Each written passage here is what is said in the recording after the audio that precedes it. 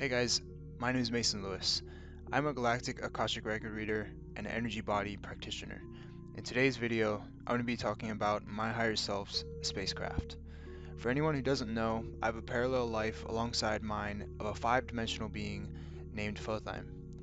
Ever since he came into my awareness, I've been able to see through his eyes, meditate with him, exchange energies, and share information about geopolitical events and events that have taken place in our solar system and beyond. Foh'Theim is a commander and a pilot for a subdivision working for the Galactic Federation of Worlds. I call this group the Incarnates.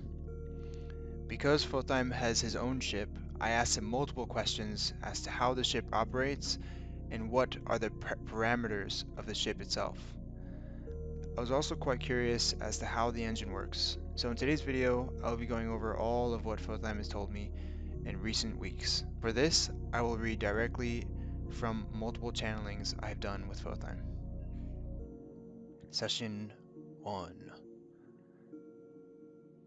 Can you tell me how the engine works in a spaceship? Of course. So there are multiple regions within the ship that need to be balanced.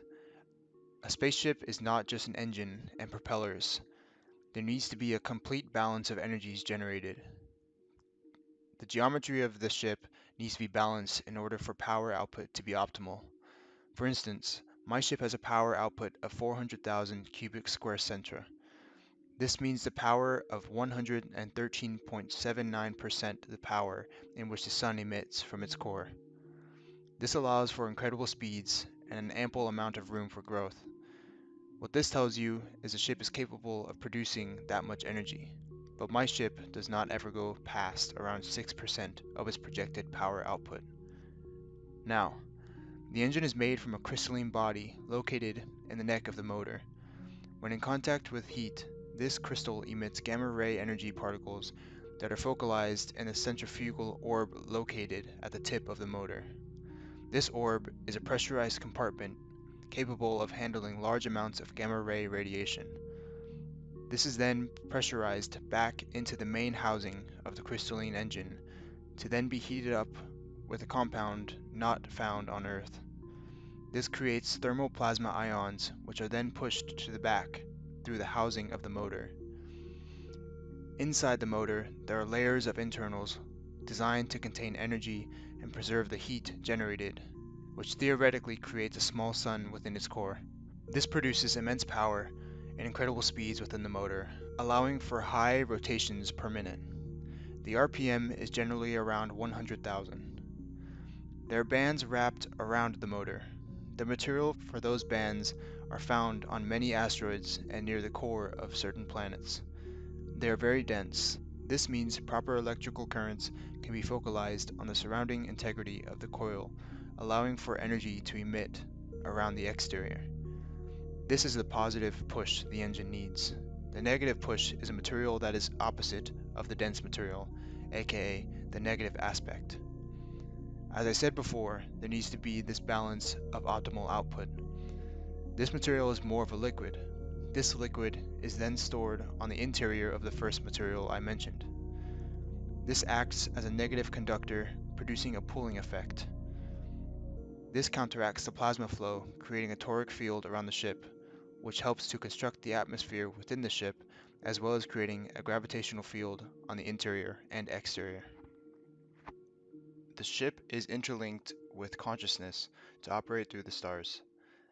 There are a multitude of ways to operate a spacecraft, although my ship operates with integrated technology.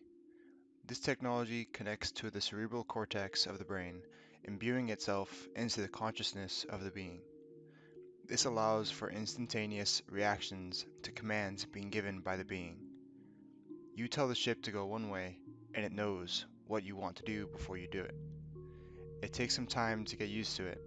When in combat, the ships are not different from the brain of the being operating. This really is a battle of the mind, not brawn. My ship is able to dip into different realms, allowing for consciousness to bounce from point to point. There is much to explain how combat works, but I will keep it simple. When fighting, you do not think where they will be. You are dancing with the opponent, preparing for a focalized energy weapon to be fired at you. Every nanosecond counts when in combat, and battle requires intense focus, and respect should always be given to the opponent. Always. Session 2. So, let me now explain the importance of this toric field emitted from the core of the engine. There are no propeller systems showing on the exterior. That is because we need a sound-free craft for space travel. There are moments in space that require void sound. This is particular when traveling through portals. The energy emitted from sound is invasive and emits coding which can scramble the frequency coordinates that were inputted into the portal. So, there needs to be zero sound emitting from the engine. The energetic field emitting from the core of the engine is set at its lowest when traveling through portals for safe travel. But if you were to inspect the energy levels, say when traveling at 1,853% the speed of light, the energy emitted would be infinitesimally increased. The fastest I have ever gone is 1,504% the speed of light. This is where the mind starts to warp and is completely unsafe. It is more dangerous than anything, but why not see what she can do? I nearly died trying this out and will not do it again. It is safest to jump from point A to point B. I then asked, so how do you jump from point A to point B? There is a function my ship does.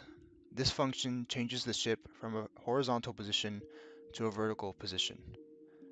This allows for the engine to calibrate its vertices and awareness into a focal point. It is now where the ship creates a temporary spine of its own, to allow for intention at the top of the ship, then awareness of self at the bottom, then finally thought in front of the ship. This creates a triangle of intention, awareness, and thought, which are the foundation of teleportation for our people. This is then where the ship and all of its occupants jump from point A to point B via this temporal wormhole produced. I then asked Foh'Theim how large the ship is. The ship is 400 feet in height and 4,444 feet in length. The width of the ship is 1,444 feet. The importance of 4 is found within all things. For instance, when relative to Earth, there are 4 seasons, 4 chemical bases found within the human DNA structure. There are 4 cardinal points, north, south, east, and west. 4 symbolizes a strong foundation when building a structure. The list can go on to the significance of the number 4. These parameters were specifically designed to assist in the flow of energy within the craft. End of session. After all of this, I wanted to explore the ship on my own, so I can see the ship at a deeper level. This is when I was able to vividly remember more details of the ship. I'll show you guys a clip of a video game where I recreated the interior of the ship to the best of my ability. Here we are. So this is the cockpit area, and as you can see, there are 2 seats right here. Oh, sorry. So this is the seat that Foh'Theim is always in, and this is the other seat that is like the co-pilot seat. And whenever I materialize in here, I always materialize right here. And Foh'Theim is most of the time sitting right in front of me. And this it's kind of a lot to explain, but if you guys want to know about it, just type in the comments. But it's kind of a complicated subject, so I don't want to spend too much time on it. This is a table, and if you ever want to sit down or anything, or if you say you want a mirror, a window right here or something, you just picture a window, and a window appears. Um, Same thing with a chair. I've seen Foh'Theim uh, sit down, and a chair appears underneath him and catches him. Same with a door right here. So there is usually a door right here, but you just walk up to it and the door appears, and this brings you down into the habitat area. And this is the hallway that I've walked down with Foh'Theim a few times, and whenever I walk down, I'm always looking up to him because he's 7'3", so he's kind of tall. And when you get to here, I wasn't able to recreate the tongue that's right here, but there's a gold and copper tongue that starts thin here, gets larger over here, and then gets thin again. And it is the exact same size as the motor and or the engine, I guess, and it helps with the flow of energy within. So that's why it's there, but I wasn't able to recreate it. So this is kind of like a lounging area, and over here, from here on, there are all of these floating books, and these are floating holograms that contain information. And I have a um, a few bookshelves here that I tried to recreate the best of my ability, but there are books in here. Um, and right here is where Foh'Theim spends a lot of his time. So you go up here, and there's a bed right here, and right here is a little uh, shelf with all of these different crystals and lights and fire. And because Foh'Theim is a fire, uh, heavily fire element, his element is based around fire. He has fire that's lit around all over the place. Um, Over here is a what we would call like a virtual reality.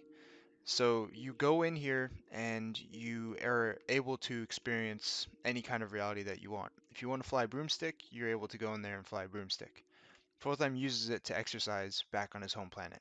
Um, but he said I could do anything I want in there. So we'll see when that happens. So right here is the observatory, and you put your knees on this metal, and you would think it would hurt, but the metal wraps around your legs, and it's like a cushion.